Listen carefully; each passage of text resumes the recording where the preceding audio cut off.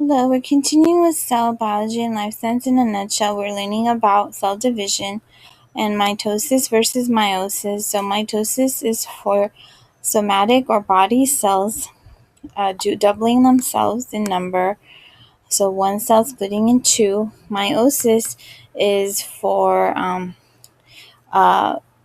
sexual reproduction. So when you have one cell, it splits in half basically, and these are called haploid cells, the ones that have half the number of regular somatic cells.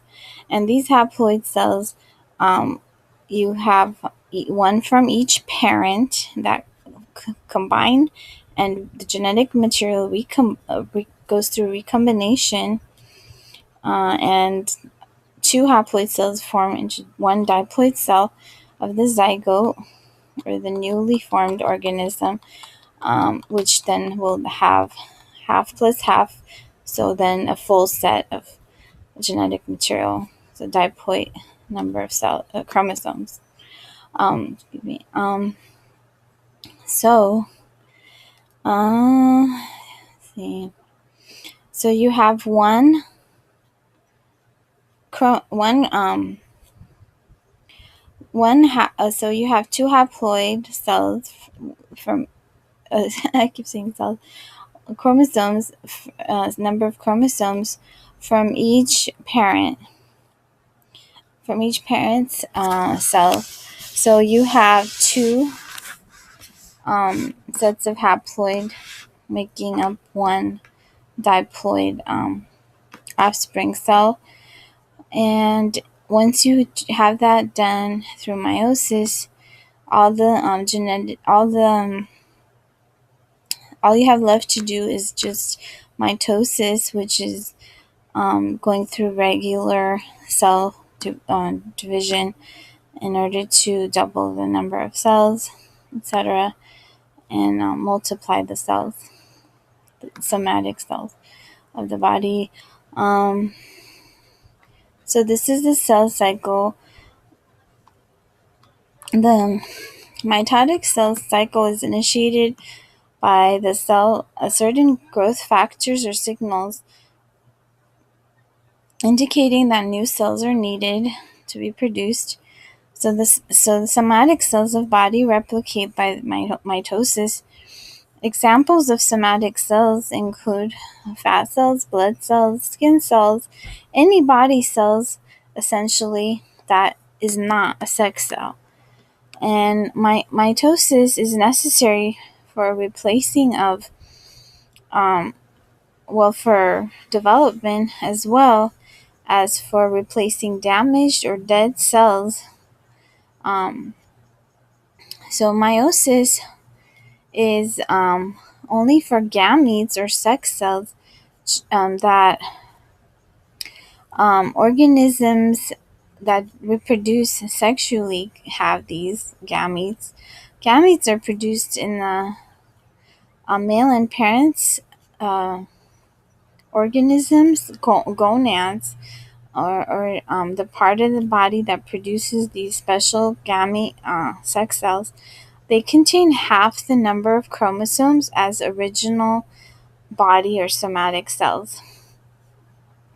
Otherwise, when they combined, they would produce an abnormally large zygote with twice the amount of chromosomes as the parent cells, which we wouldn't want. We want it to end up with the same number as the parent cells, a normal number of chromosomes. So therefore, we need half from each parent in order to add up to the regular full set of chromosomes in the offspring's cells.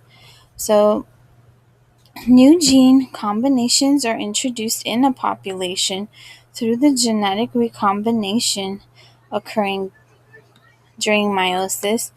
Unlike two genetically identical cells produced in mitosis, meiotic cycle produces four cells genetically different cell division. So it's mitosis, which are when somatic cells divide once, and cytokinesis occurs at the end of the telophase phase of mitosis, where the cytoplasm divides and takes with it all the organelles and the newly formed nuclei with all the genetic material. In meiosis, a reproductive cell divides 2 times. Cytokinesis happens as well at the end of telophase.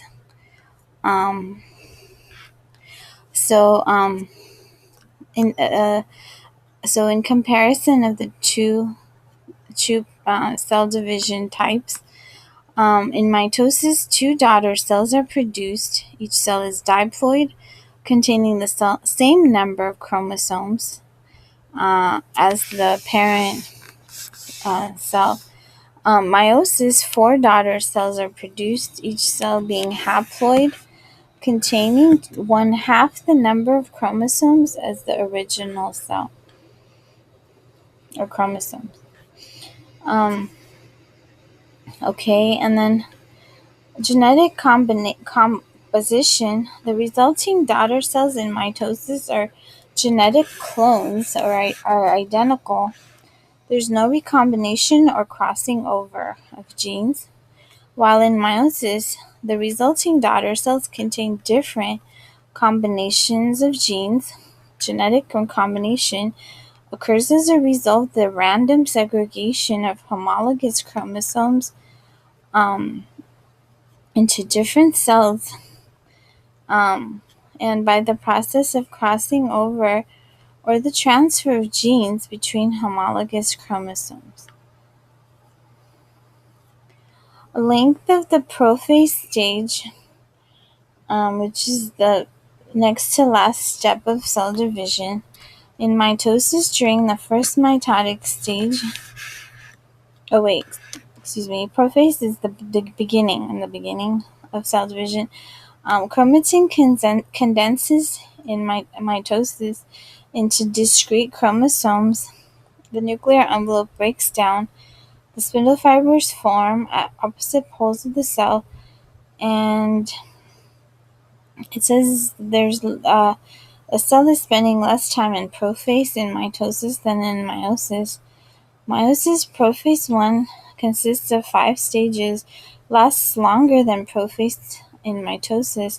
The 5 stages of meiotic prophase 1 are leptotene, zygotene, pactine, diplotene, dikinesis. These 5 stages do not occur in mitosis. Genetic recombination and crossing over take place during prophase 1 of meiosis.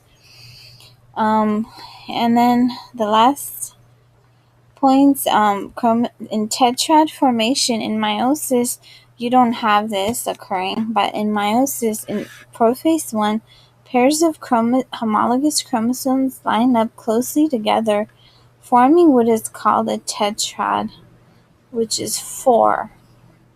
So consists of 4 chromatids, 2 sets of sister chromatids. So, and then in metaphase, mitosis, you have sister chromatids duplicating, comprising of 2 identical chromosomes connected at the centromere region, aligning a metaphase plate equidistant from the 2 cell poles, while in meiosis, the tetrads or homologous chromosome pairs, or 4 strands of DNA, chains of chromatids align at a metaphase plate as well.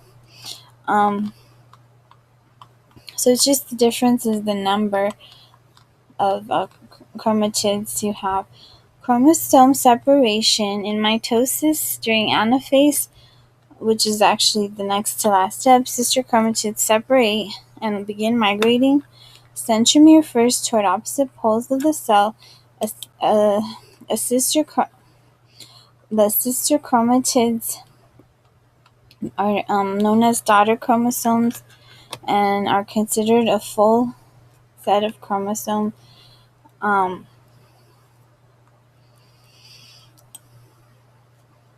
In meiosis, homologous chromosomes migrate toward opposite poles